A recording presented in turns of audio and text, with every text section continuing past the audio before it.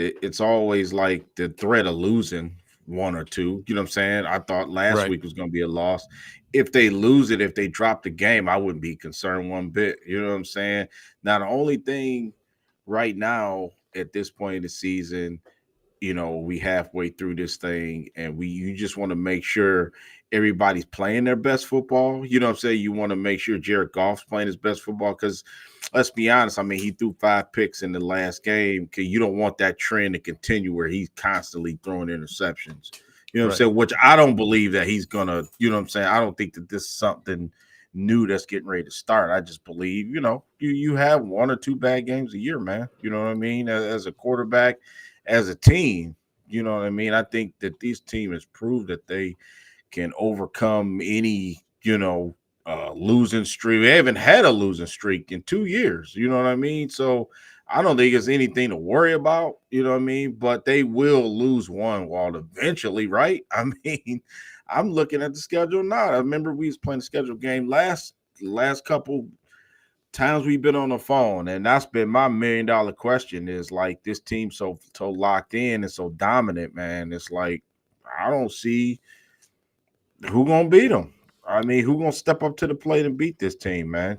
Could it be uh, you know, uh could it be Indy, a road game coming up after this Jacksonville game before Thanksgiving? Could it be Chicago?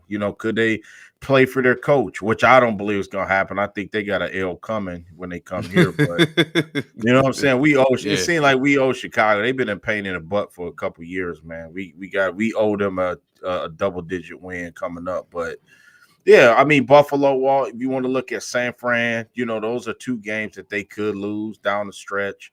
Resting players, that type of thing. If it's locked up, they could lose to Minnesota the last game of the season in January. So, I think if yeah, it's gonna happen like within the next 3 weeks, three hmm maybe 4 weeks. yeah, Because down the stretch, man, this team, if they get too used to losing, not losing, but if they get too used to winning, which yeah, they are, like this regime of Lions going back to, okay, they lost year one, bad, 3 wins. Year two, they did a hell of a lot better. Won yeah, 9 games, came within a brink to right there, a thumbnail of hmm making the playoffs that year. They've been winning ever since. Like this team, this core is used to winning. So, and they get that from their coaches. Aaron Glenn is a fierce competitor, maniac out there. That's what he was when he was a player as a corner for the Jets. That's what he is as a coach. We already know who Dan Campbell is. We already see how Brad Holmes behaves on the road.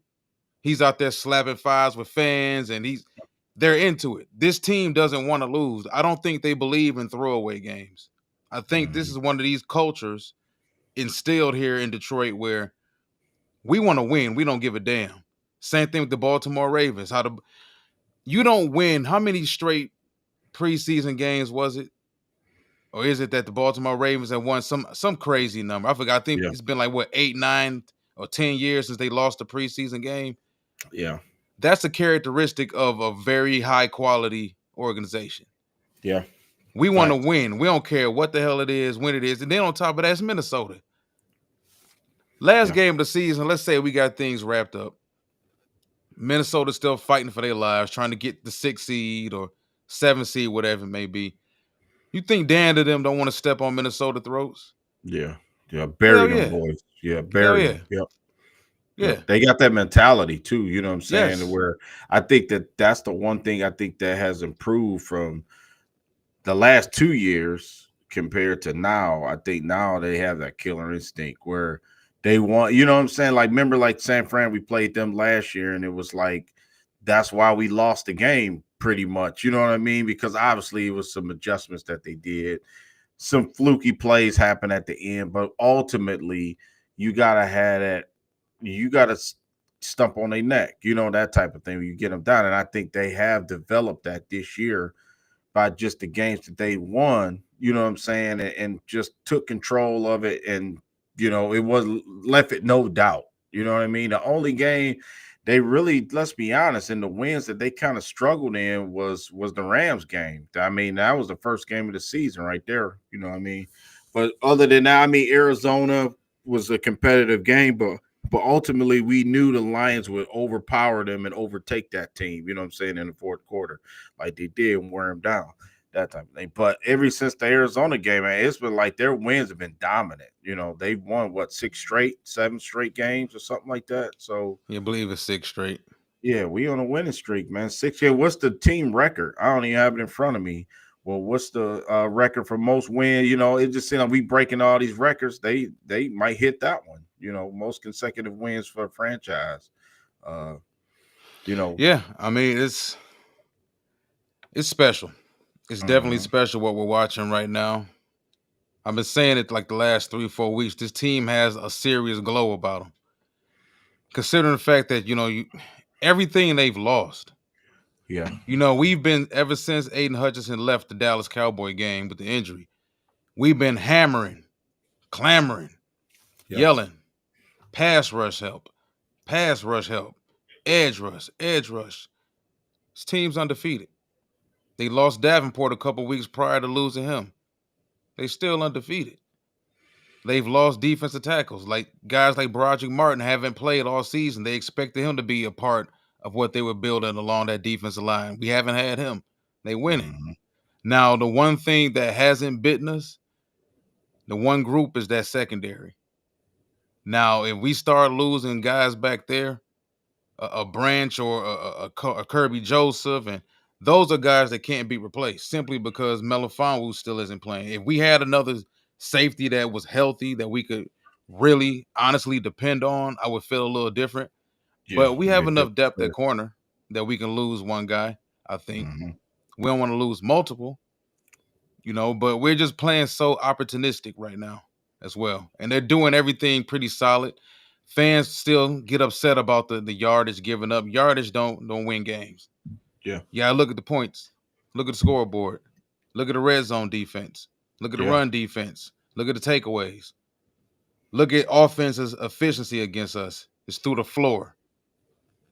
Look at the second half shutouts. That's what you got to look at.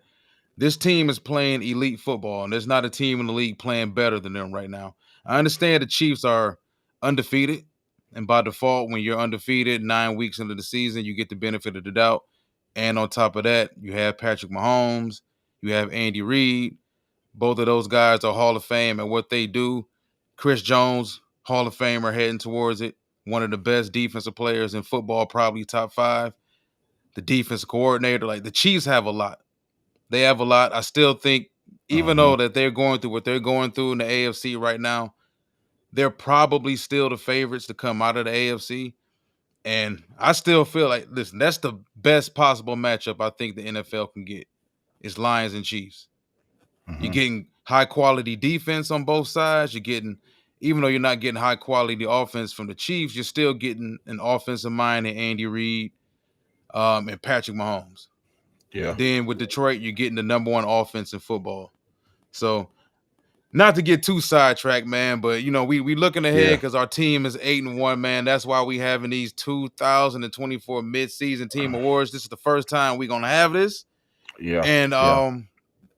like I Let's said, the do team it. is kicking ass right now. They're 8-1, heading into a home game against the Jacksonville Jaguars. Don't want to get caught slipping. But before we get into the game, of course, we're going to take care of the game Saturday morning, right along with point spreads and all that stuff.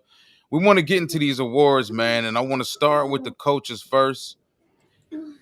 And you yourself have Aaron Glenn, defense coordinator, as your pick for coach of the year. I have defensive line defensive line coach Terrell Williams. We Yep. both have our set of reasons for it. I don't disagree with yours at all. He was Me either. my he was What's my yours? initial pick. He was my initial pick.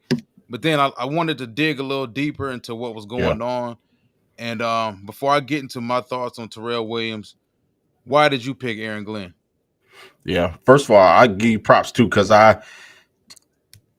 Ter- Terrell Williams, excellent pick. You know what I'm saying? Because it shows. I'll let you say why. And I agree with yours 100%. But Aaron Glenn, listen, man. The last 3 years, well, we've seen him just always have the challenge of working with less, it seems like. You know what I'm saying? And it just seemed like this is the first year remember we said it even going into last year's draft that we have to get some uh talent on that defensive line as well as linebacker, safety, a secondary, all three levels of the defense. And now it's just almost like, man, it was almost like the team rewarded him to get the players that he needed the last couple years. I hated that Marcus Davenport got hurt because I thought that really was a guy that, Definitely. what I'm saying, that really could have made this whole thing just like harmony, man. You know what I'm saying? He's still doing it. I mean, players under his tutelage have gotten better. Guys like Derek Barnes, a guy that was gonna be, it was rumblings that he was gonna get cut. You know what I'm saying? And he noticeably got better on his watch. He's developed guys like Jack Campbell, Malcolm Rodriguez, notably just recently with the secondary, coaching guys up like Branch and Joseph, getting Carlton Davis in free agency, Terran Arnold, starting from day one. So, developing guys, like you mentioned, Broderick Martin is a guy I'm high on, and I think that they have plans for him. Seeing in Lee McNeil just turn into an all pro, defensive tackle, which has been good to see. Man, he's using guys like John Kaminsky the last couple of years, even though Kaminsky's been hurt, but he was doing the job. I mean, it's just been so many things. Even a guy in the background, Charles Harris, had a good 1 year and a half run under his tutelage. I mean, it's just been. I'm glad to see it, man. You know how you just, the old saying goes, give your flowers while the people are around, man, and you want to just give him his credit, man. I think that Aaron Glenn, I don't know if he wants to be a head coach, but I just got a feeling, man, if they do something special this year, he may be gone. But I mean, I think I don't know. It'd have to be the right situation for Aaron Glenn. I mean, the players love him. I mean, you could tell. I mean, the players want to play for this guy, man. And it's just for me, Yeah. to win that game last week against Houston, to keep the team in the game. That could ultimately be that win last week when everything went wrong and it was easy for them to pack it up and just say, you know what, we're 7-2. We'll go back home next week and beat Jacksonville. They refused to not let that game slip away, and that ultimately could have won us the number one seed when it come down to it. A game like that where we should have lost and we wound up winning, getting a game ahead because we see Philly's losing right now, to Washington. That's huge. I mean, even though both of those teams got 7 wins, but what I'm saying is his defense kept us afloat enough to where we Definitely. scored enough points in the ugly offensive showing, Walt, and ultimately could have got us the number one seed, and ultimately the path to the Super Bowl comes to Detroit, all through Aaron Glenn, man. He's been Well, let's be fantastic. honest. Yeah. Let's really be honest about it. Yeah. Him and his defense carried us the first 3-4 weeks of the season when the Yeah, offense was, for sure. struggling For to get sure. out of neutral. Yeah, for sure. So Yeah, yeah, we, that's right. I agree 1,000%, man. Like this guy, he's taken a lot of grief, Yeah. those first 2 years, man, and some of it rightfully so. But for the most part, you and I was pretty much the one podcast, Lions Mhm. podcast for that matter, that actually consistently stood up for him and viewed at least tried to show the viewers what was really going on with this team. It was obvious that when they took over, um, Brad Holmes and Dan Campbell, when they took over, they got Jared Goff. The first thing you want to do in this day and age, for the most part, is build a solid offense, Yeah. build an explosive offense. You got to be able to score some points. They couldn't do nothing year one. We constantly talk about what that roster looked like year one. You head into year two, you still get more offense. You got Aiden Hutchinson, the number 2 overall pick. They got Gibbs. They got Laporta. They got Jamison Williams. They got offensive players out there. You took Panay Sewell with the very first pick when you guys got here. And you and I have been saying for almost a year and a half, okay, when is it going to be his turn? Are they going to draft Will Anderson? Are they going to Mhm. get this guy? Are they going to get this guy? Yeah. And you finally seen once this guy got some tools, Mhm. you could see what he can do. Yeah. Now, as far as him leaving, thing is this: it all comes down to how bad does he want to be a head coach? Because you have some of these assistants out here, and I get it. There's only so many jobs. There's only 32 head coaching jobs. Probably every offseason, you're looking at maybe what 4 to 6 head coaching vacancies. Yeah. So you feel like as an assistant, if I don't jump at this opportunity right now, I may never get this again. But you don't want to jump at the wrong one. And I think he's been around Ben Johnson long enough because Ben Johnson, even though both of these guys being here in Detroit, Aaron Glenn already had the cachet. They knew leaving New Orleans, this guy was getting groomed to become a head coach. He had been under Sean Payton. He had been around. He had paid his dues. But watching Ben Johnson and how he's maneuvered, not to say that Aaron hasn't, but watching Ben Johnson and seeing how he's maneuvered his way through these head coaching opportunities and these interviews and these flights and everything, he's not taking anything that's below him. Yeah. Because That's right. it's not like either one of these guys are leaving a bad organization. Like they're leaving a successful organization. So this ain't the typical situation where you're trying to poach a guy from a bad team and give him an even worse head coaching job just to fire him a year later or 2 years later because for one, he doesn't have a quarterback. Everybody's linking Aaron to the Jets. Yeah. I don't think he would take that Jet job, even though he did play for the Jets and people are factoring that in. Maybe he wants to go back there and quote unquote save the Jets, similar to what Dan Campbell. Everybody's looking for this Dan Campbell clone now all of a sudden. Everybody wants a player. I know you What heard if the he's- rumor now about Jason Kelsey Yeah. in Jacksonville Yeah. Yeah. What if being a head Aaron coach Glenn, in Jacksonville. what if Aaron Glenn went to the Cowboys? Do you know what I mean? I could see that. Jerry Did he play? Jones, I don't. Yeah, I don't know It about may be yeah. far fetched. I wouldn't be shocked if they both came back. Now the Saints job, maybe, Saints job, maybe. yeah. Saints But the job thing is is, man, like the writing's on the wall, man. You need a quarterback in this league. If you don't have a quarterback, you get fired. The only way you don't get fired without a quarterback is if you build an elite defense. You out there winning. And we see Robert Saleh, he got fired, and he had an elite defense. But that window only stays open for so long with that elite defense if you have terrible quarterback play. And we saw what happened with him. But all right, so Aaron Glenn, I agree 1000% with that. He was my initial choice. But also for the sake of being different, man, I wanted yeah, to bring a little positive light to this guy right here, Terrell Williams. yeah, damn good Already coach. had cachet, coached it with the Raiders, Tennessee Titans. He had Jeffrey Simmons over there. Coming over here, he inherited Aiden Hutchinson, Aleem McNeil, two budding superstars in the league. Lost one of them. And before I get too deep into what I think he's been able to do here, it's one thing for a positional coach to look successful when you have your number one guy and you have another young superstar, a young budding superstar, and then you got a big time talented edge rusher on the other end of this and that. What happens when you lose those guys and your Yeah, depth gets tested? And I think that's where a lot of positional coaches either get raises and get better positional jobs or they get fired. How do you develop the third, the fourth, the fifth defensive tackle or defensive end?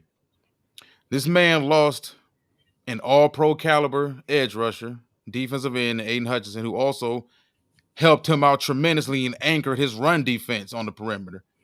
He lost yeah, Marcus Davenport, another super talented defensive end that just can't stay healthy. He missed DJ Reader for a couple games. Aleem's yeah, been nicked up. Kaminsky hasn't been there. Broderick Martin was supposed to be his biggest project. He was supposed to get Broderick going this season. We haven't seen Broderick, period.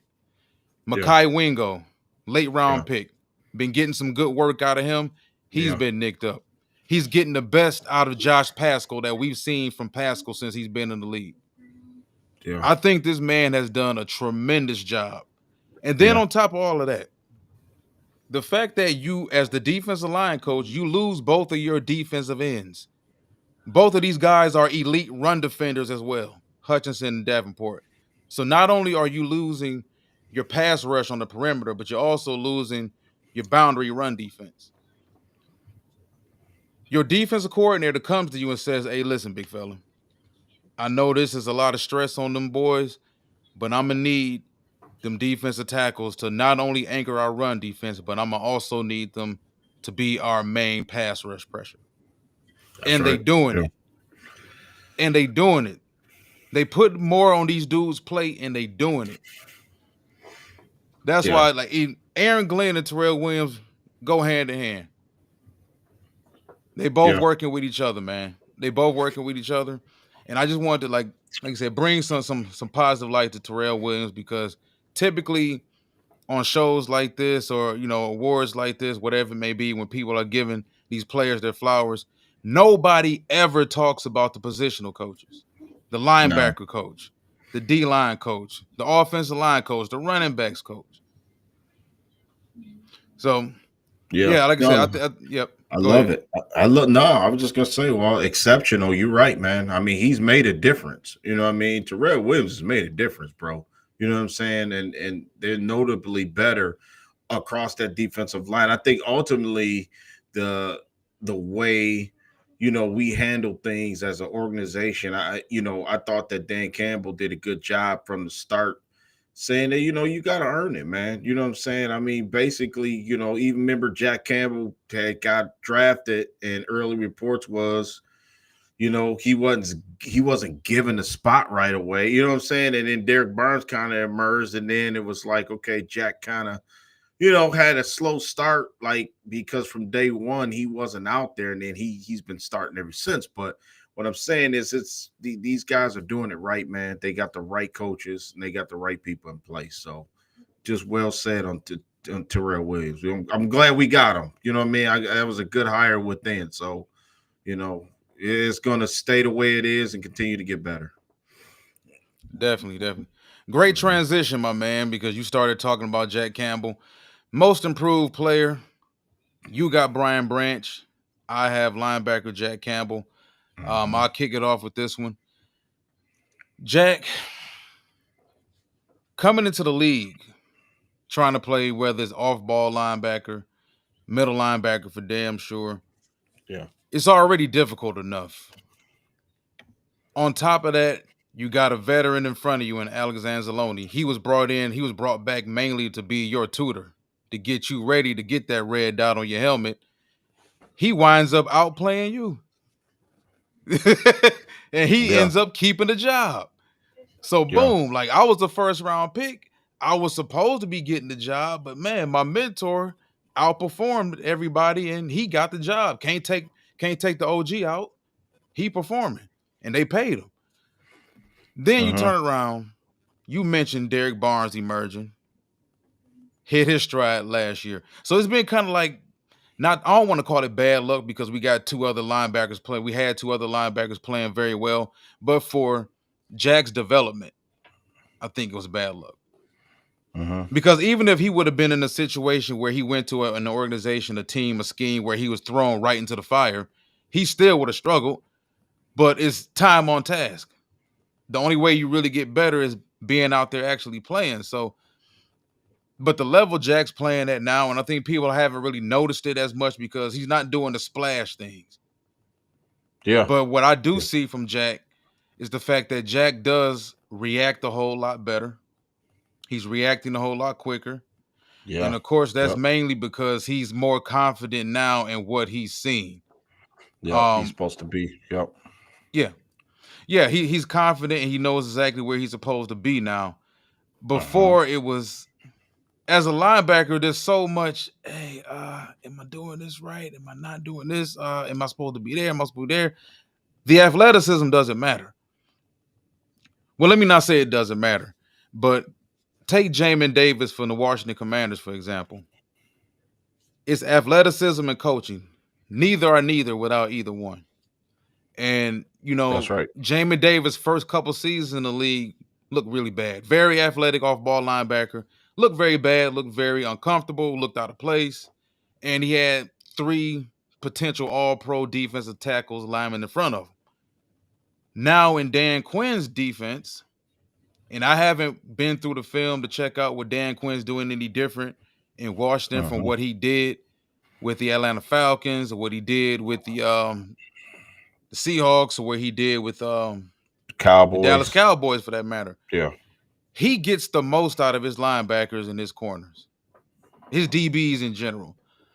And he does have Jamin playing better. Now Jamin's rushing the passer a little bit more this season, but it took him almost 3 years to get adjusted. You don't see too many linebackers just hit the ground running coming into the league. And Jack, man, Jack's looking like a hell of a keeper. But the Yeah. funny thing is, he's that silent kid that nobody Yeah. pays attention And to. Like nobody pay nobody talks attention. about him. He's just He out there not making flashy. plays. They No. don't interview him much. You Yeah. know, he I just like that Jack. about him though. I Yeah, like. Mhm. Jack is just out there. But had to give Jack Campbell some love, man, because Jack, he struggled a lot last year, and he was also played out of position. I think they were, and I don't blame them for this because they do this with everybody they get. They want to see, they want to put you to the test, they want to press you, they want to see what else you can do. Okay, you know what? Doing X, Y, and Z at Iowa turns you into the Buckets Award winner. You're in the NFL now. Can you do this? Can we bring you off the edge? Can we line you up at 5 tech or 6 outside or at wide 9? Can we do more Mhm. with you? Are you more versatile? Okay, you can't do P, D, and Q. No problem. You still do X, Y, and Z very well. We're gonna add a little A and B here, and you're gonna be great. I wouldn't be surprised if Jack Campbell was a Pro Bowler next season because I don't see him Yeah. getting any worse. He was a hard worker at Iowa. He shot down a lot of people's thoughts on him, previous thoughts on him as far as athletically at the combine, being able to test as well as he did for a linebacker as big as he was. Mhm. And he's Yeah. smart. He's smart Yeah. and he understands the position a whole lot better now. So that's my pick for most improved. Yeah. You got Damn Brian good football Branch. player.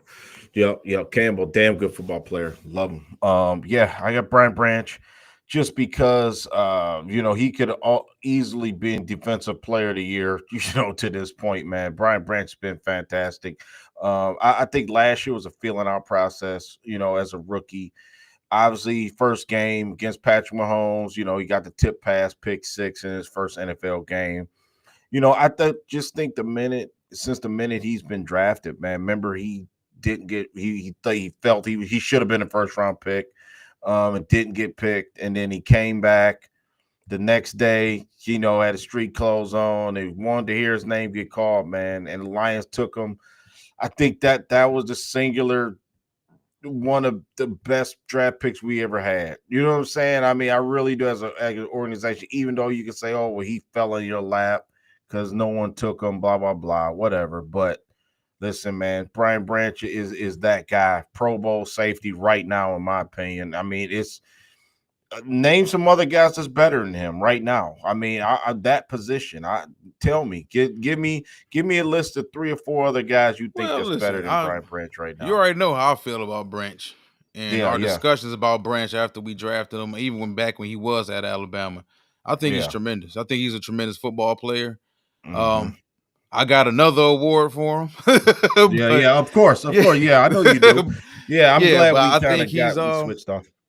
Yeah, no, I think he's definitely, and I'm gonna talk a little bit about it more when we get onto the other award. But I think right now he's one of the 10 best players, the 10 best defensive players in football. Yeah, Meaning, yeah. if you were starting the defense from the ground up, would he be one of the 10 players you picked? And he Oh would yeah, definitely be one of the 10 players I picked to oh start yeah, my defense with. yeah. I mean, he's just like maybe. I mean, just like is. I'm glad. 313 and fans fun said the same thing. I don't think it's too soon. I don't. I do think. I think we the media like do crown people way too early on different Yeah. things, or you know what I'm saying. But I don't know, man. This kid different. He wired different, man. To me, He I don't. feels like one of the guys. Like and what I mean by one of the guys, and this may be lofty comparisons, expectations. The Troy Palomalus, the Yeah, Brian Dawkins, the Rod yeah, Woodsons, the Ronnie Lotts, the Ed Reeves, like he those safeties that are everywhere on the field. yeah, He's that guy. yeah, I started high quarters, I'm in the box. I started in the box, I'm mid-level. I started mid-level, I'm blitzing. You yeah. thought that out was there, I'm jumping it. Like Yeah. he's a weapon within the box to mid level, and you don't see a lot of safeties like him anymore. Most of these guys are deep quarter safeties or whatever. Me and you talk a lot about Jesse Bates and Yeah. how smart he is as a player and how instinctive he is. He and Kirby Joseph, and I'm not gonna get into it because we about to have a damn good discussion about him and Kirby Joseph with this next one. But I Yeah. agree 1,000% with you on Brian Branch too. But I back to just your want to point. say that no, yeah. Just before we go on to the next set of guys, this guy here, man, this might have been the play. I think it was on Joe Mixon, but anyway, supports the run. Walt. I mean, it Yeah, was two plays in a row where he literally came up in coverage and just blew the play up, man. You know what I'm saying? It was like Joe Mixon was trying to get on the outside and he couldn't. You know what I mean? Basically, Branch blew up one guy, shared a block, and still made a leg tackle and just stopped the whole play, 2 yard loss. He's already got 50 tackles. I think it is like 4 or 5 tackles for loss already for the halfway through the season. Tremendous football player, man. You know what I'm saying? I mean, he's one of the reasons why we got the respect on that side of the ball. I think because of secondary, you got to have a guy like that that's got that mean streak. The guy that just takes no prisoners, man. He embodies what Detroit, what we all about. I think that you got to have guys like that on your team. And finally, we've always watched other teams curate these kind of players and bring them out. And, we would always say, man, we wish we had a guy like that. Well, we got him, man. You know what I'm saying? I mean, this guy is like everything that you would want in a safety, to be. So totally for me, he went from being a guy like you remember we was having the shows like what's his role?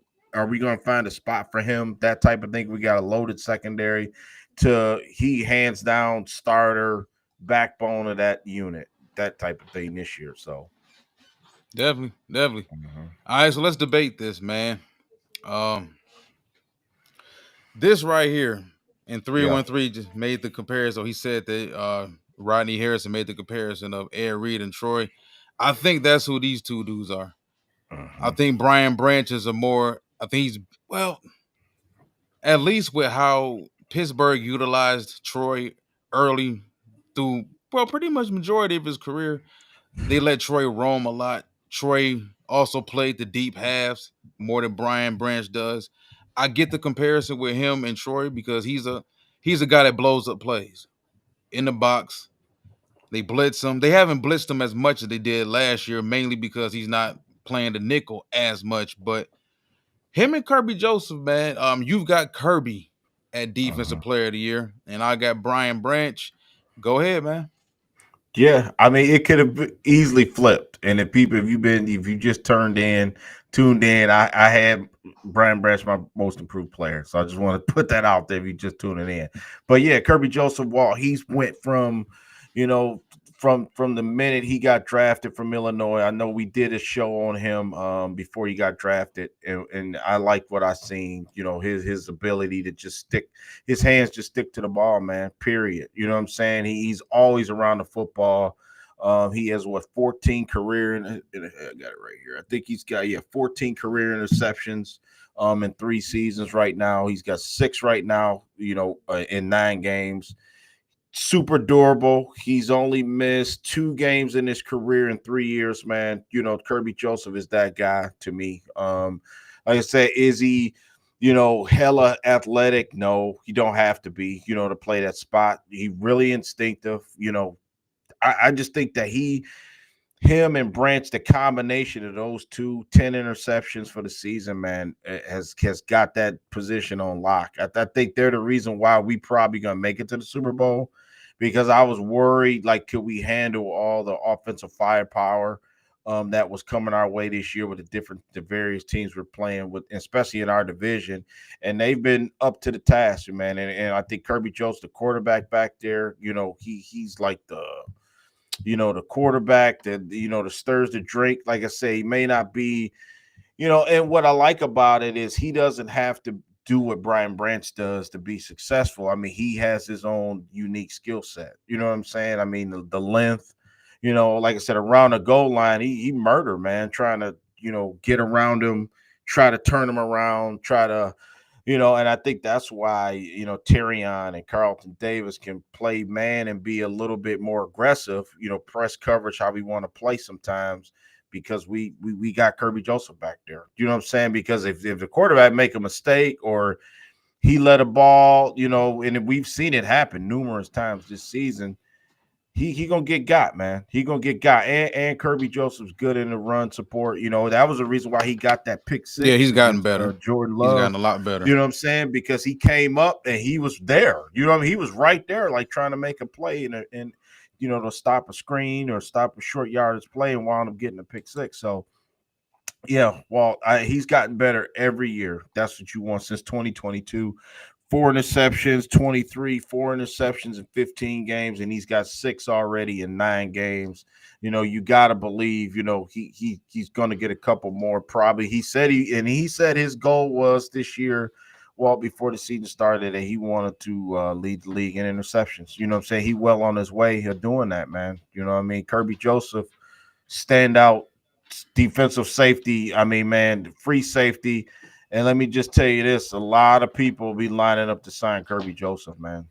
Period. You know what I mean? I don't know where he is in the pecking order, where he is like in the contract pool for our squad, but man, it's gonna be interesting to see. You can't keep everybody, and Kirby Joseph making a case for himself with whoever that he is one of the top safeties in the league, man. Defensive player of the year, Kirby Joseph. Without a doubt. Without a doubt. I think the safety play, the level of the safety play in the NFL right now is at damn near all-time high. Mm-hmm. Considering the fact that you're not allowed to play safety in this day and age in the NFL the way you were in the 90s, 80s, 70s for damn sure.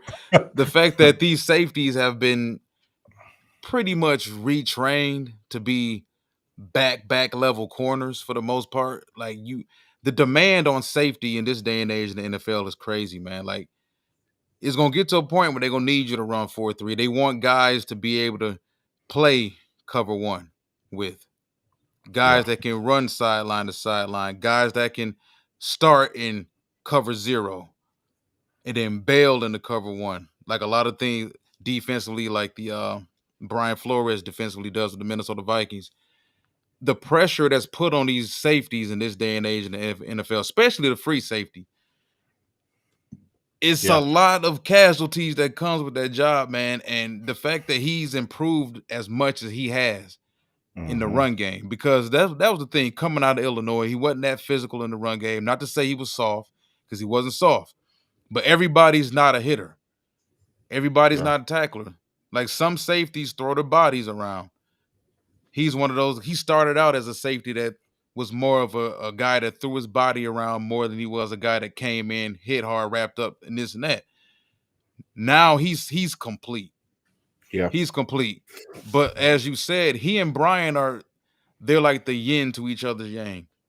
yeah. I That's right. think he's better deep and better as far as reading and what's in front of him, deep safety wise, deep free safety wise, than Branch is. Branch is more so the box safety, but he's not the old school box safety that can't catch, doesn't have any instincts in coverage, Yeah, can't handle speed. Like he's a 5'11", 210 pound, close to 210 pound, old school safety with a new school safety's versatility. yeah, And to think that they got both of these in the second round. yeah, This is why I want this man, Brad Holmes, to keep as many draft picks as possible. This dude got yeah, 2 all-pro safeties after the second round. We're yeah, sitting here, me and you sitting here right now debating right now between who's better between these two dudes. yeah, Both are starting safeties.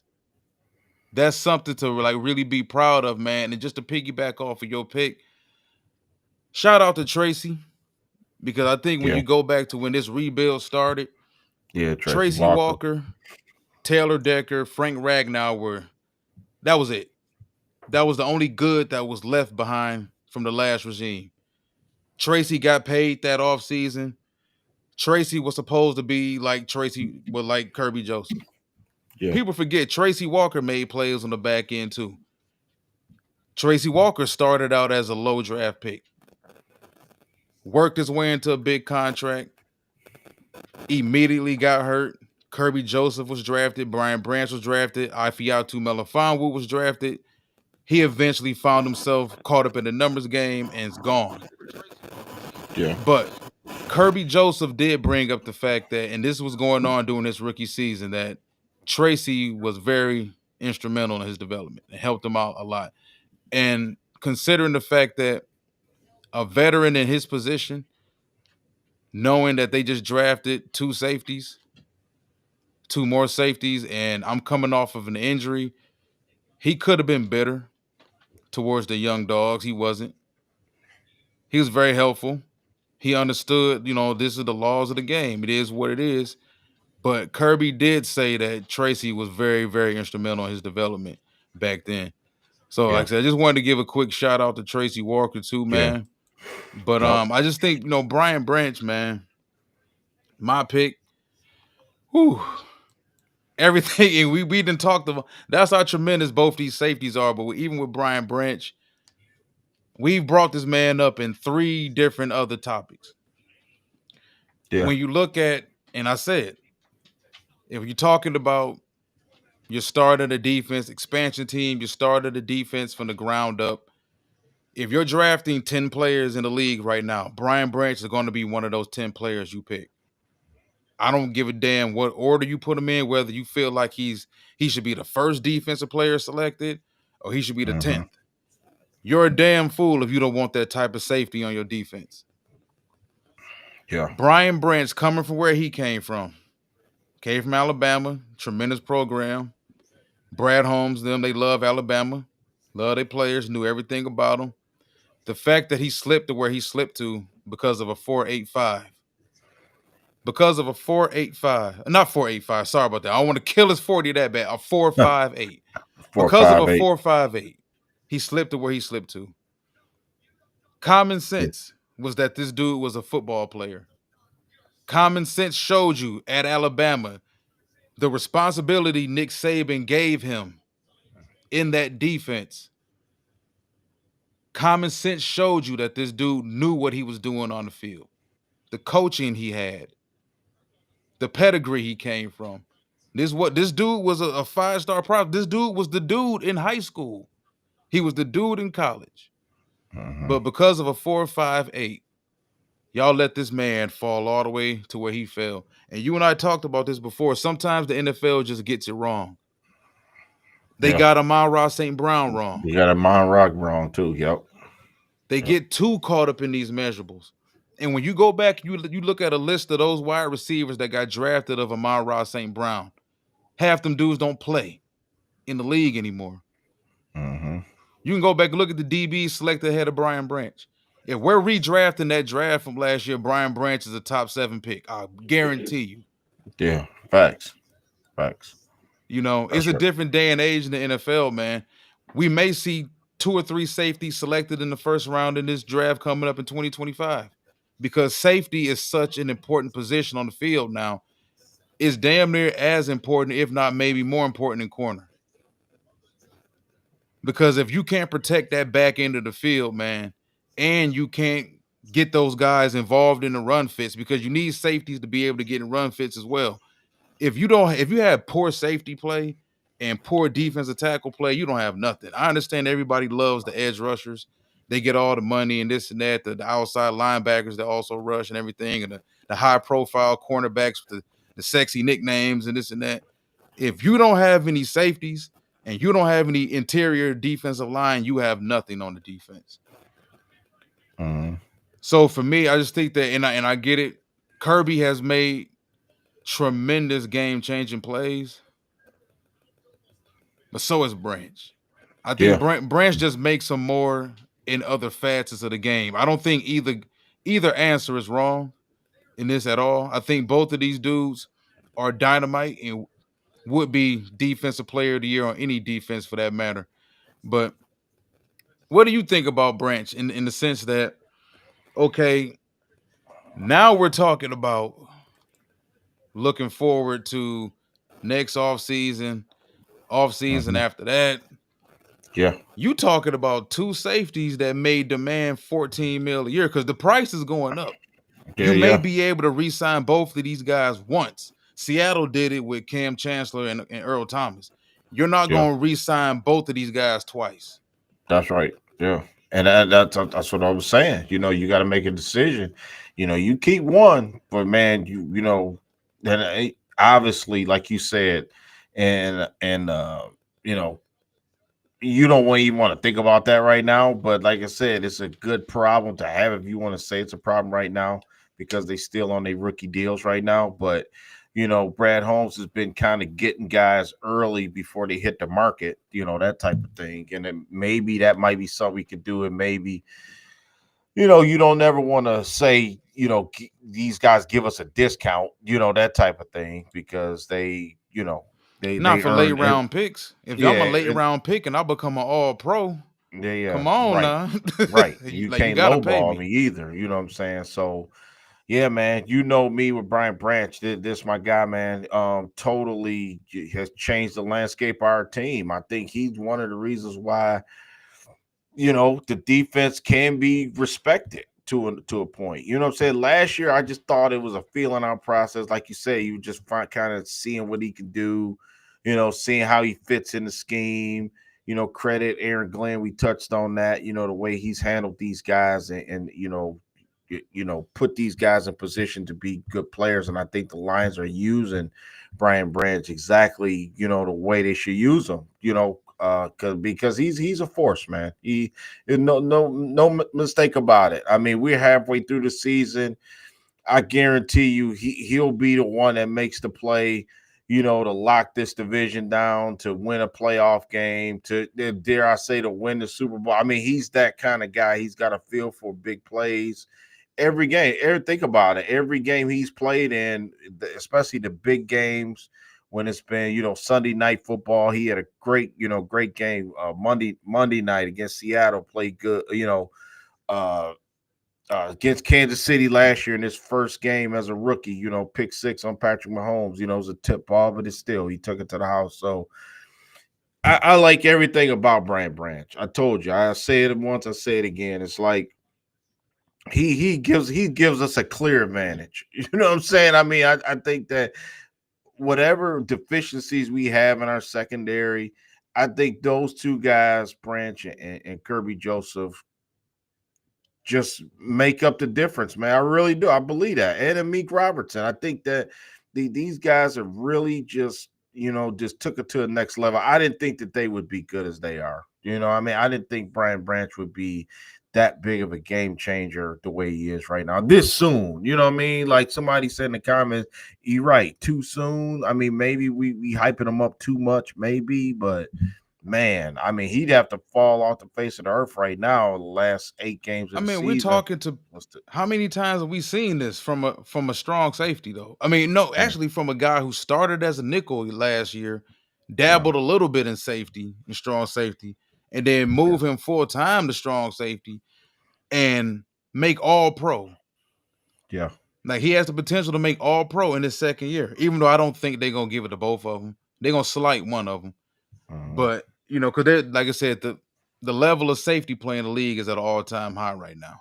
Yeah. So it's not just us that have really good safety play. There's some other teams in the league that got pretty good safety play as well. Oh yeah. Oh yeah. But question: if they're gonna give it to one of them, which one of them you think they're gonna give it to? I think the more sexier pick, I think, is Brian Branch. You know what I'm saying? I really do. I You don't believe think that. the middle finger?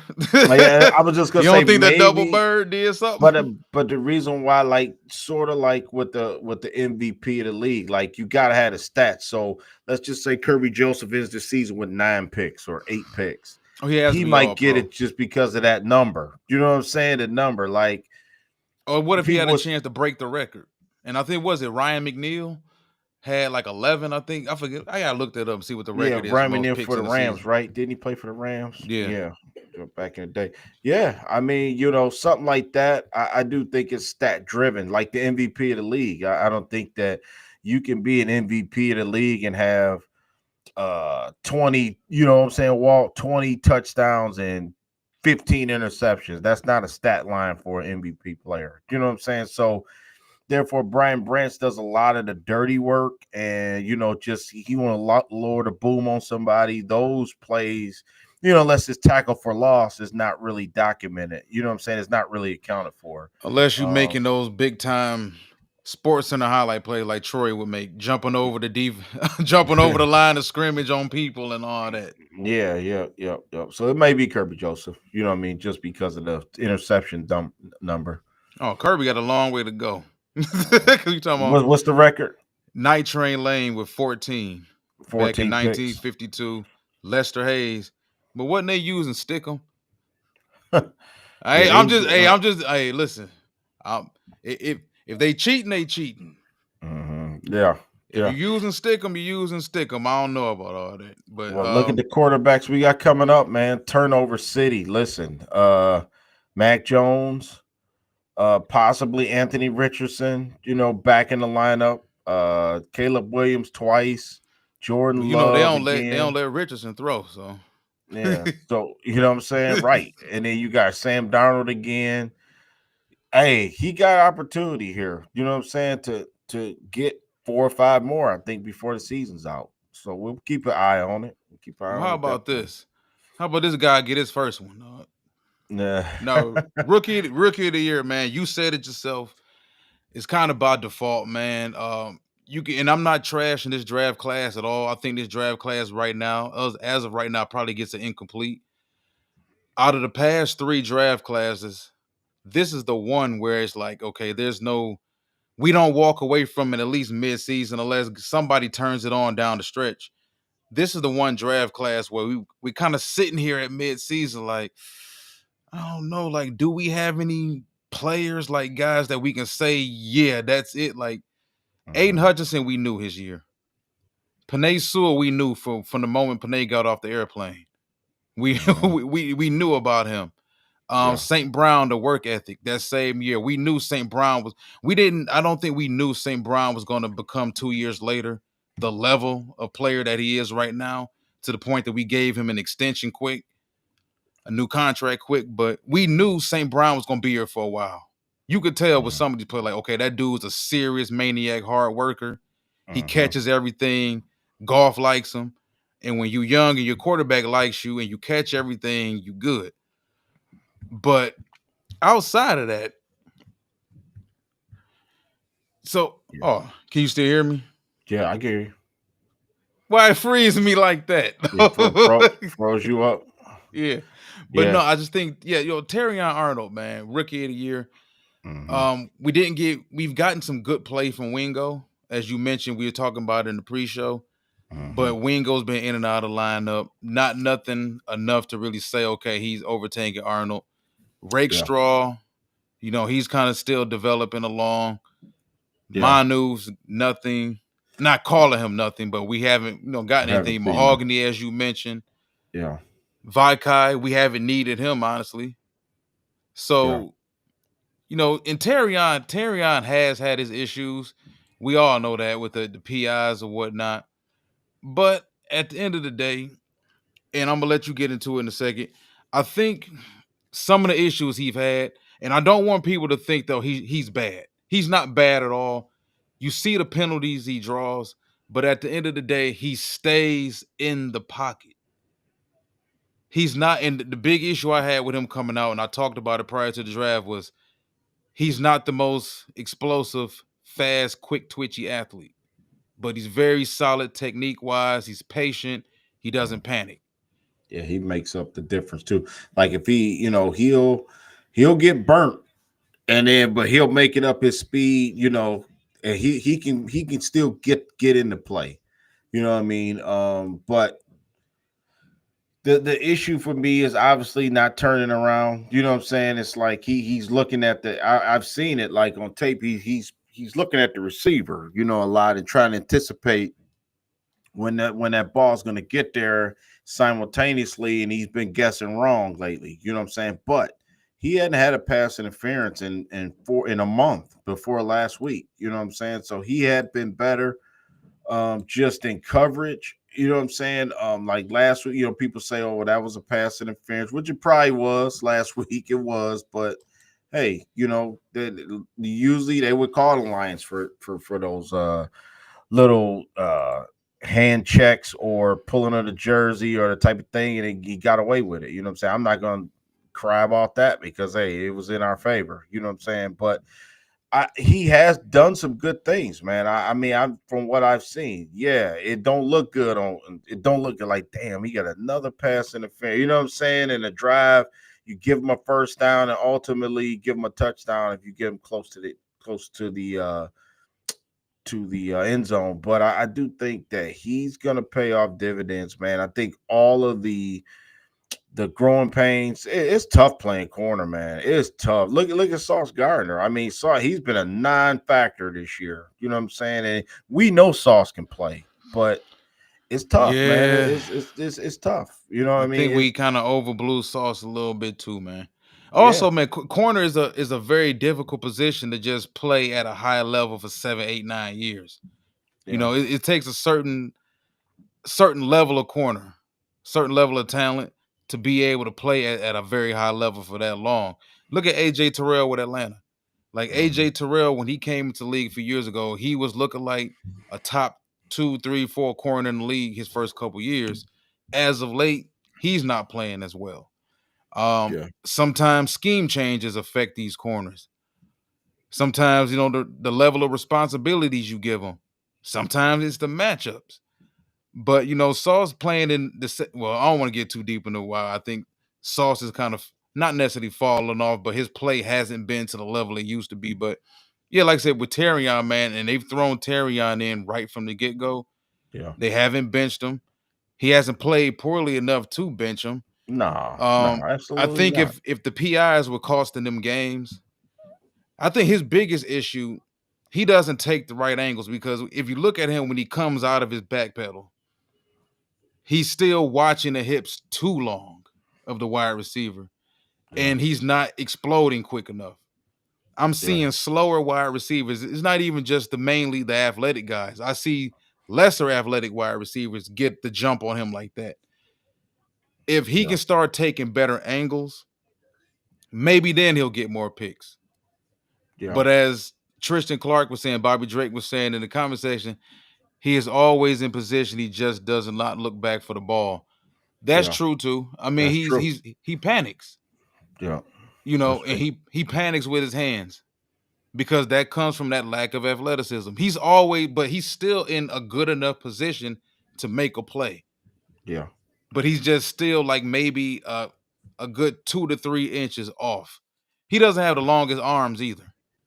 So, and I noticed that's an issue with him when it comes to like getting a decent amount of pass breakups because some of those PIs should be pass breakups if he did have longer arms. But I mean, he's played good this season. I don't think he's played bad at all. He just had some moments where, as a rookie corner, he got flagged. And, that type of stuff happens. He's a rookie.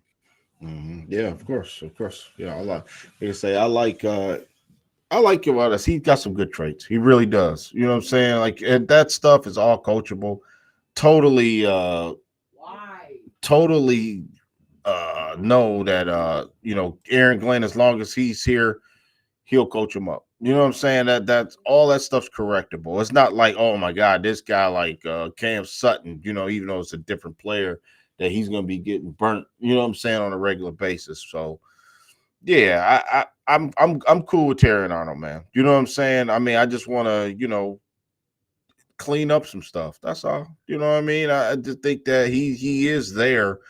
In the play, he is there. You know what I'm saying? I've seen him get burnt a couple times, but like I say, he rookie corner, man. It's gonna happen. You know what I mean? Like I said, I'm not too saying like get him out of there, that type of thing. It's not like that at all. I'm pleased from what he first round draft pick. I think that he can get better. The ceiling, the talent is there. You know what I'm saying? The competition is there. I think putting him in there, baptize him by fire, that type of thing. He needed that. You know what I mean? I really do believe it's gonna pay dividends later on in the season. So I had a question I wanted to ask you about him, though.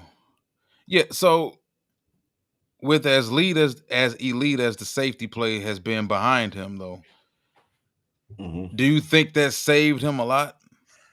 Yeah. Because Yep. we've talked about, like, if he went to a worser situation than here, Yeah. if he went to a team that took him in the top 10 with bad safety play and they threw him out there at the corner, expected him to kind of like be, I right, go out there and be Sauce, or go out there and be Jalen Ramsey, or one of Yeah. those guys, go out there and be Tariq Woolen.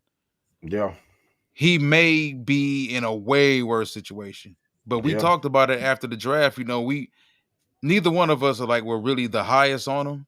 We thought, he was a good player, but we also believe that he was going to the best situation possible for him because he had Carlton Davis, Amik Robertson, so he got some veterans in the locker room with him. He got another young corner in his Rakestraw with him. Hmm. Emmanuel Mosley's a vet in the league. Even though Mosley's not playing, Mosley's still a voice, and Mosley's still there, and Mosley's still around. So I think that's what was best for him. Of course, you everybody wants to be a top 10 pick, wants to be the number one player selected their position, but sometimes getting drafted later can be better for your career long term. I think he definitely has a place here. Now, whether he's this lockdown corner, some fans think he's going to be or whatnot, that's neither here nor there. We don't know. But I definitely believe he does have a place with this organization for a long time. So, all right, man, let's get into another player we both agree on, man. Offensive player of the year. We talking about Amon-Ra St. Brown. The numbers aren't as sexy. And this is what happens when you win. And everybody else is playing well around you as well, because you're looking at St. Brown right now, 9 games played. He has 54 catches on 67 targets for 524 yards. That's a 9.7 yard average. 7 touchdowns, 35 yards is his longest catch of the season. Hmm.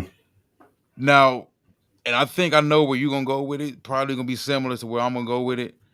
He's still on pace to catch over 100 balls and still to get double-digit touchdowns. He's got 7 right now with what, 8 Hmm. games left, I think? Yeah. 9 games left, something. Yeah, 7 games left. Yep. So he's going to, yeah. I'm not sure what his career high is, but he's bound to get more than 12. At least more Yeah. than 12. Yeah. He had 119 catches last year, 1,500 yards, and 10 touchdowns. You know what I'm saying? Oh He yeah, gonna he's gonna blow eclipse the that out. touchdown. He gonna blow the Yeah, catches and the touchdown. I don't know about the yard. He still need 1,000 yards in 8 games. He could get it though if he get hot. Yeah, yeah. man. I'm on Ross St. Brown. I mean, you know me. I almost Heart and said soul. Jameer Gibbs. You know what I'm saying? I almost wanted to put Jameer Gibbs in this spot, but listen, since the minute we drafted St. Brown, productive, Walt, 90 catches his first season, 106 year two, 119 last year, had a career high in yards, like I said, touchdowns. He's the constant. I mean, you take Chris Collinsworth said it best. You take St. Brown off this team, and I don't think they're the same team. I really don't. I think that, he's small in stature, but man, he reminds me of every team that we've had, championship teams in every sport. You know what I'm saying? The smallest guy with the biggest heart, man. You know what I'm saying? Barely gets hurt. Let's see how many games I wrote it down, Walt. He's missed 2 games in his career in 4 years. You know what I'm saying? So, and he played in all 9 games so far. He's just been Mr. Reliable. When this team it seems like they're out of it, you know what I'm saying? Seems like they don't have it for that game. And whatever it is with him and David Montgomery, those 2 guys is like the leaders of this offense, man, and they get it going. And then when it seemed like when they're in rhythm, remember that game against the Rams where he had like 3 catches for like 13 yards or something like that? We was talking like that. That's an admiration because St. Brown's a way better threat, way better target, way better leader than 3 for 13 yards. You know what I'm saying? You can count. He'll play big in every game that he plays in. You know what I'm saying? I'm saying when it's on the line, when we need him to play, he's played at a high level, man. He continues to do it. And what amazing about him is I don't give a damn if you say he's a slot receiver. You call him what you want, man. You know what I'm saying?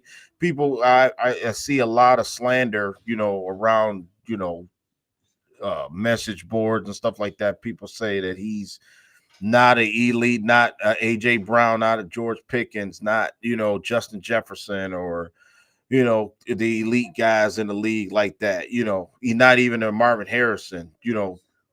But still, it doesn't matter, man. Say St. Brown has got all everything you would want in a leader, man. They got a lot of these guys on the team, but I think that St. Brown's a leader. I think he's a leader, one of the leaders on this team, and everybody gravitate towards him, man. You know what I'm saying?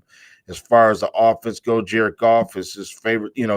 That's Goff's favorite target, and he constantly, like I said, when we need it, Walt, when we need 8, we need 10, we need 12, he gets it every time. You know what I mean? So yeah, St. Brown, my guy, offensive player of the year, continues to do it year in, year out. Got the big contract, rightfully so. He's worth every penny, in my opinion. So Yeah, definitely. I think when you go back to his numbers, and like I said, they're not the most gaudy, sexiest numbers. You don't see him making the 70-yard plays downfield. He's not going to take a wide receiver screen 70 yards for a touchdown. He's going to do all the consistent things consistently, very well. I mean, you can depend on him. And like I said, the fact that he's still with Laporta, and Laporta is kind of like the forgotten guy in all of this offensively. But considering the fact that he's sharing attention with Sam Laporta and Jameson Williams and Jameer Gibbs and Montgomery, and to know that your offense, even though it's still a throwing offense, it's at the core, it's still rooted in the run game and the offensive line. And for this mhm. guy with everything around him to still be on pace to catch over 100 footballs. And right now he's on pace for what, 14, 15 touchdown catches within Yep. this offense.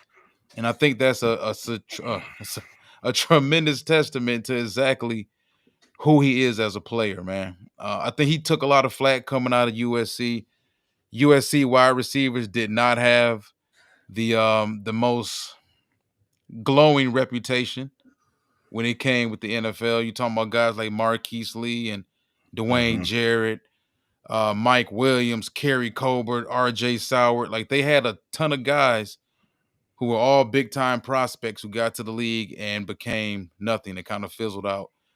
So because of that, and the fact that St. Brown didn't fit the physical mold, like all of those other guys, except for maybe 2 of them, were bigger, more athletic wide receivers. St. Brown was the 5'10 and a half, 5'11 guy who was kind of built like a running back, really tough, did all the dirty stuff. He was the anti USC wide receiver.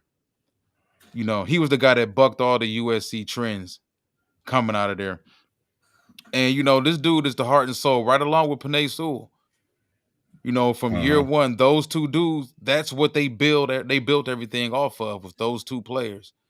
And that's a big testament to Brad Holmes and Dan Campbell for knowing exactly who they wanted on their team. And St. Brown, like I said, he's a hell of a player. People looked at the money he got and said, that's crazy. At the end of the day, man, if one of our players, third, fourth, fifth round pick, tremendously surpasses their draft position and becomes a Pro Bowler or an All Pro, you pay him. That's Mhm. just how it is, man. And he's also that valuable to that locker room overall, and that message that they want to make sure it continues to get flooded throughout that locker room with the new wave of young players that they do have coming in. So, all right, we're gonna move on from that, man. We're gonna move on to the Mavip, Mhm. the MVP, man. And I know people gonna say, why does this guy have Jared Goff up here? Fact is this, man. Jared Goff, I understand he started the season slow. I understand how he looked in the Tampa Bay game. The Tampa Bay game wasn't necessarily his fault. They got away from the run game. They couldn't execute in the red zone. There was just a lot of things going bad for them in that game. They gave up Mhm. too many passing yards in the first half to Godwin. There were just different things going on in that game that just didn't work out for us. We outplayed them boys, but we still walked away with the loss. But outside of that game, Mhm. Goff, even in his hot streak, yeah, he's got the hot streak, but he's not throwing for 380. He's not throwing for 450. I don't see 4 or 5 touchdown passes. He's just completing a lot of passes. People scoffed at completing 85% of your passes over a 3-game span like that's just some easy shit to do. Yeah. I don't care if they are all paper cut throws. If it's that easy to complete 85% of your throws over a 3-game span, we would have seen Elway do it. And we would have seen Brady do it. We would have seen Peyton for damn sure do it. This man was having a tremendous season. It may not show as far as the big time gaudy numbers, but people still tried to slight this dude. Yeah, I can't consider him an MVP because he got these numbers, but they're not sexy. What's sexy about Patrick Mahomes numbers? Nothing. But y'all ready to give him the MVP simply because he's Patrick Mahomes and he has 3 rings. Patrick don't have to perform great. And he's automatically thrown into the MVP race every year. And I've never got that. Like, in the regular season, did he look like the MVP? He was still in it, though. Jared Goff is the leader of an 8-1 football team right now. Yeah. And in every game that we've won, we had our lulls against Minnesota. What happened? He makes the big throw. And usually who he makes it to? The last guy we were just talking about. St. Brown. Yeah. Yes. Whenever we've needed this man, has Goff had some off games? Yeah, he has. But outside of that Tampa loss, this man has made the throw. We complained all offseason, hammered it down. We want to see him make the big throw. When you done had a bad first, second, and third quarter, can you make the throw in the fourth? I don't give a damn about what happened the first, second, and third. If it's 17-17 and we need you to convert this big third down to 15, can you make the throw? Every time he's been given the opportunity by opposing defenses, he's done it. And he's not, to me, he's not just the MVP simply because he's the quarterback, but simply because they go as he go. Period. That's the one dude we can't lose. Yeah. Or maybe we can. I don't know. They coach us so damn great right now. They may lose Goff and throw Hooker in there and keep on winning. They won 5 more. That's a we magic don't need touch. Anybody. Right. Yeah. Right. They got the magic touch. Yeah, I just want to touch on Goff for a second. Yeah, I mean, I think the MVP of the league talk, I think that kind of rested after, it's a numbers game, man. You got to have the numbers to be MVP. Like I said, he still got 14 touchdowns, 9 picks now. So I think Lamar is totally, him and Josh Allen is kind of their thing to lose right now. Justin Herbert, those 3 guys right now, because you got to have the numbers. But MVP of this team, I agree with everything you just said. Without Jared Goff, I mean, you can pretty much pack it up. You know what I'm saying? This year is not going to happen without Jared. You know what I'm saying? So we need him to be focused. Get the bad games. Get the bad games out of the system, that type of thing. We've seen him at his best. We've seen him at his worst. You know what I'm saying? It's been more good than bad with Jared Goff, period.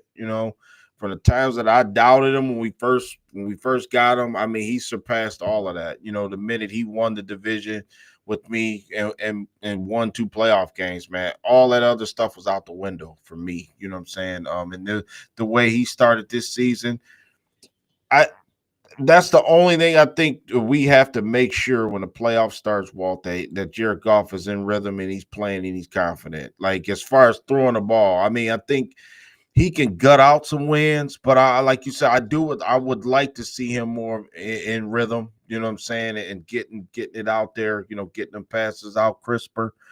Then that's about the only thing. But, man, I agree. Jared Goff, totally the way he's played, man, as with the exception of last Sunday, has been MVP, for the offense, this whole team as a whole. If Aiden Hutchinson wouldn't have got hurt, I'm sure we probably would have had Aiden Hutchinson. We probably both would have had Aiden in there, you know what I'm saying? Because he'd have 12 sacks by now the way he was playing, man. You know what I'm saying?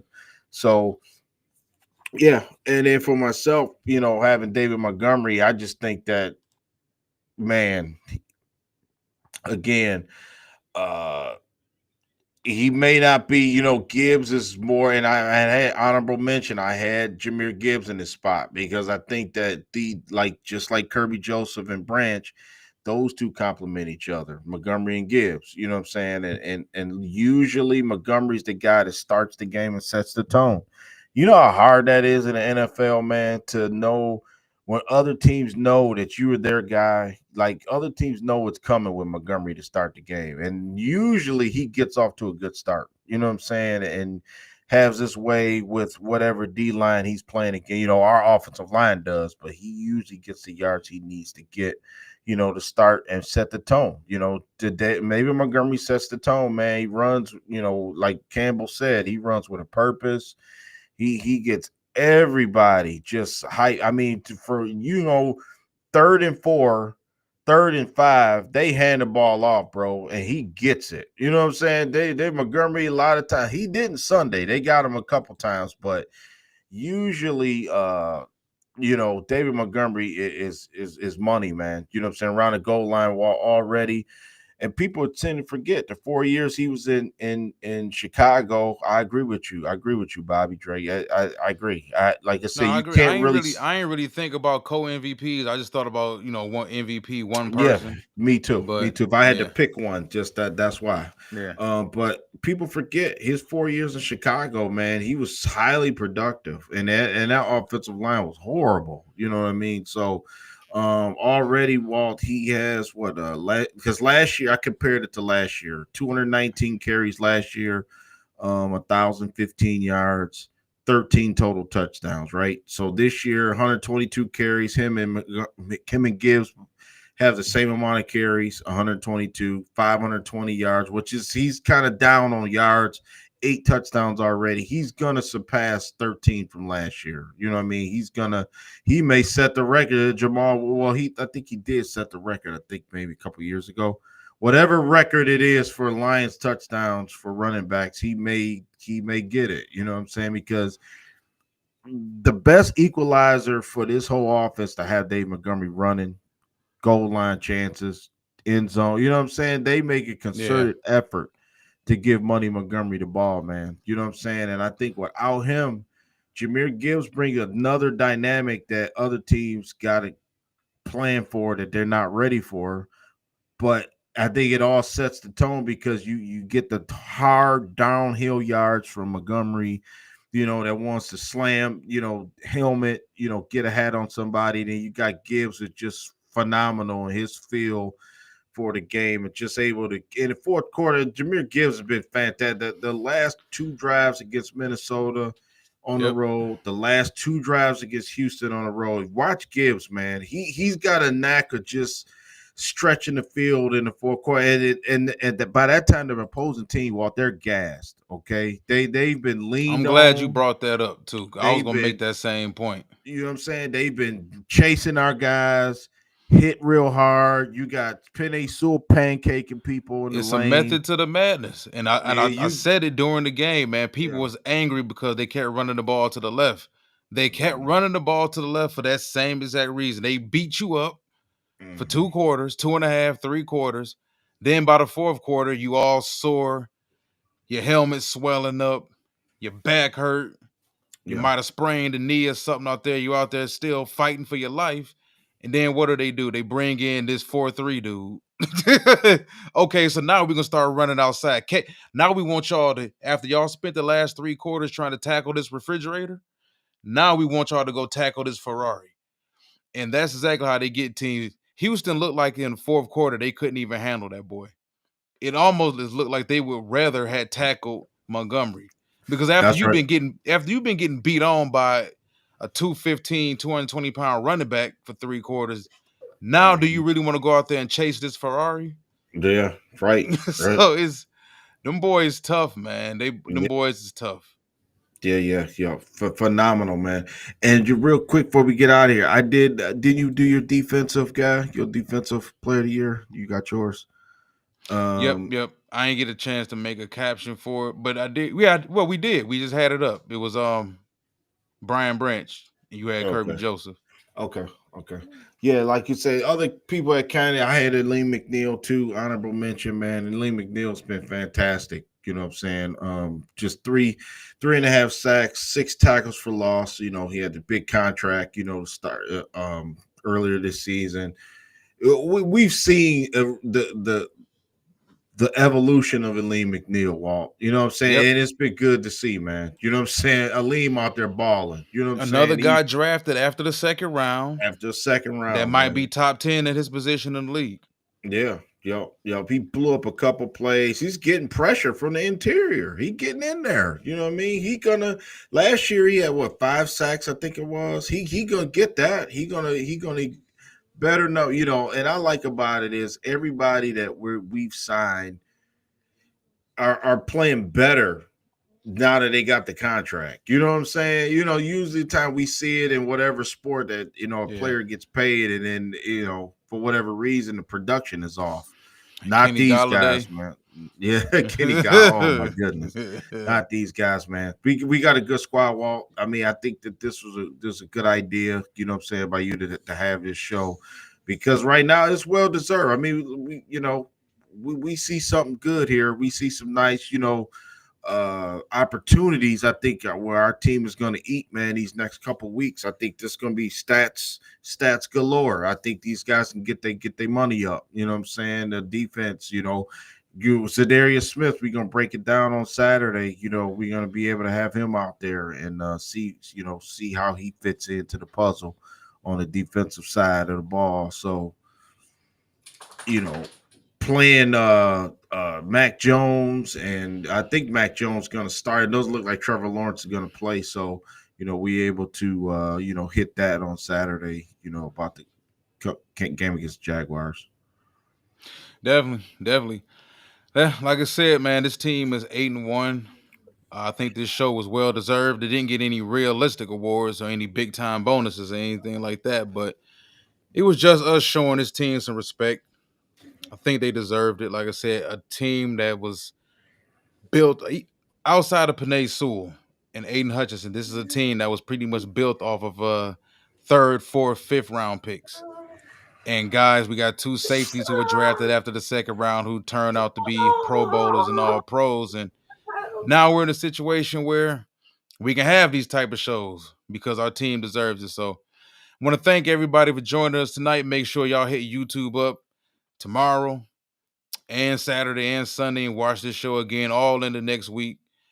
Think there's something you'll find very interesting in it because there's players we discussed that everybody finds to be their favorite Lions.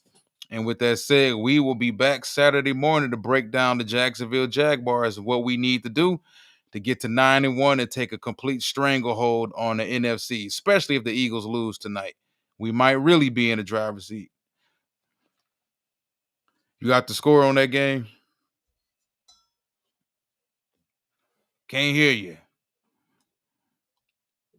Sorry, I had it on mute. Yeah, Philly, 7 minutes to go, look like 12-10. Philly is winning. 7 minutes to go in the fourth quarter.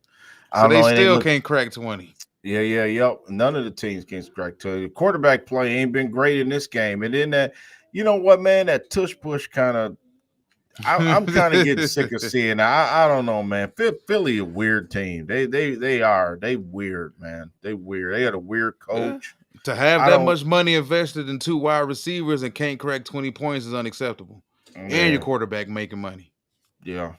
So it looked like they may pull us out unless Washington get a stop. But yeah, and Washington played well tonight. They actually had them out of the end zone and they just scored probably a couple minutes ago. So we'll see what happens. See that? Live updates on the game if you ain't watching it. So, yep. Everybody take it easy tonight. We will be back Saturday morning in Jacksonville. One Pride.